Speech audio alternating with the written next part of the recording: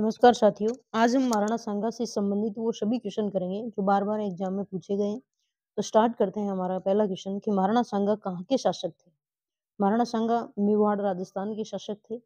मेवाड़ की प्राचीन राजधानी कहाँ थी? तो मेवाड़ की प्राचीन राजधानी चित्तौड़ थी। मेवाड़ का राज्य चिन्ह क्या था?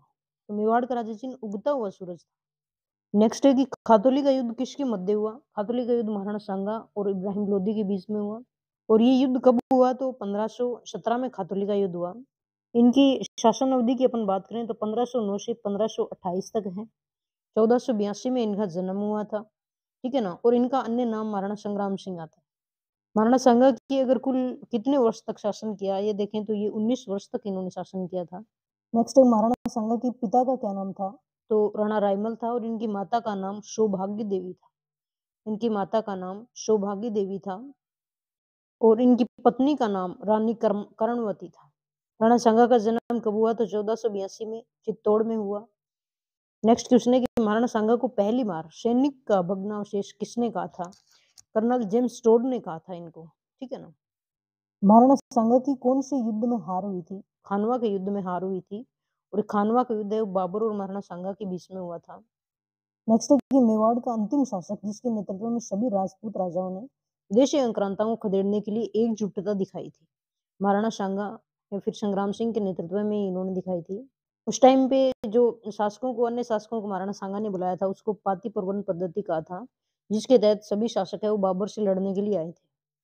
नेक्स्ट है कि महाराणा सांगा जब राजा बने तब मालवा का शासक कौन था? तो उस टाइम पे नसीरुद्दीन था मालवा में। नेक्स्ट है कि जीवन के शुरुआती दौर में महाराणा सांगा को किसने आश्रय लिया था? तो करमचंद पवार ने लिया था यहाँ पे आश्रय। और हिंदू पंथ किस मेवाड़ी शासक को कहा जाता है? तो हिंदू पंथ महाराणा सांगा का नाम है।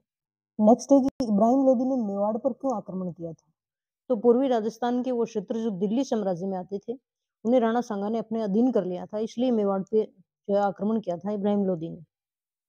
नेक्स्ट है कि महाराणा सांगा के कितने पुत्र थे? तो इनके 4 पुत्र थे। उनके नाम है भोजराज, विक्रमादित्य, महाराणा उदय सिंह द्वितीय और रतन सिंह द्वितीय।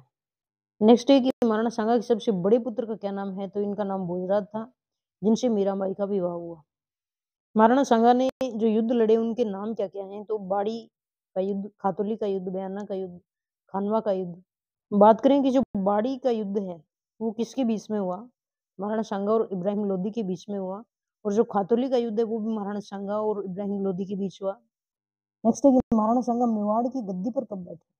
तो 9 मई 1509 में बैठे थे। 9/5/1509। नेक्स्ट है कि महाराणा सांगा के उत्तराधिकारी कौन बने थे? तो राणा रतन सिंह द्वितीय बने थे। महाराणा प्रताप के दादा थे महाराणा सांगा। नेक्स्ट है कि महाराणा सांगा की मृत्यु कब हुई? 30 जनवरी 1528 को हुई थी। और किंवदंतियों के अनुसार राणा सांगा की कितनी पत्नियां थी? तो 22 पत्नियां बताई गई हैं। नेक्स्ट है कि राणा सांगा की छतरी कहाँ पे है? मांडलगढ़, भीलवाड़ा में है। महाराणा सांगा की समाधि कहाँ पे है? तो ये भी मांडलगढ़, भीलवाड़ा में है। नेक्स्ट है कि महाराणा सांगा किस राजवंश से संबंध रखते थे? तो सिसोदिया राजपूत थे। और इनकी मृत्यु कहाँ हुई? तो कालपी में इनकी मृत्यु हुई, एमपी में। नेक्स्ट है कि महाराणा सांगा से पूर्व मेवाड़ के शासक कौन थे? राणा रायमल थे और इनके शरीर पे 80 घाव थे, ठीक है ना? तो 80 घावों के कारण ही कर्नल टोड ने इनको सैनिक भग्नावशेष कहा। नेक्स्ट क्वेश्चन है कि निम्न में से किस अफगान ने राणा सांगा को बाबर के विरुद्ध युद्ध करने को उकसाया था और अपनी सहायता का वचन भी दिया था? तो वो महमूद लोदी था। नेक्स्ट देखें कि राणा सांगा विशाल सेना के साथ बयाना और आगरा पर अधिकार करने के लिए बढ़ा। उस समय बयाना के किस शासक ने बाबर से मदद की गुहार की थी? तो ख्वाजा मेहंदी ने करी थी। नेक्स्ट है कि बाबर ने मुसलमानों पर से तमगा उठा लिया था। ये तमगा क्या है? तो ये एक प्रकार का व्यापारिक कर है। नेक्स्ट है कि खानवा युद्ध कब लड़ा गया? तो ये 1527 में, 16 मार्च 1527। नेक्स्ट है कि राणा सांगा मजबूत सेना और वीरता से लड़ने के बावजूद भी बाबर से क्यों हार गए? तो ये रीजन था कि बाबर के पास जो सेना है उसके पास में गोला बारूद के शक्ति थी। नेक्स्ट है कि राणा सांगा की मृत्यु अतंत किस वजह से हुई? यानी लास्ट में किस वजह से हुई थी? तो वो विषपान की वजह से हुई थी, जहर दे दिया था इनको। नेक्स्ट है कि इस युद्ध के बाद बाबर ने किसकी उपाधि धारण की थी? तो बाबर ने गाजी की उपाधि धारण की थी।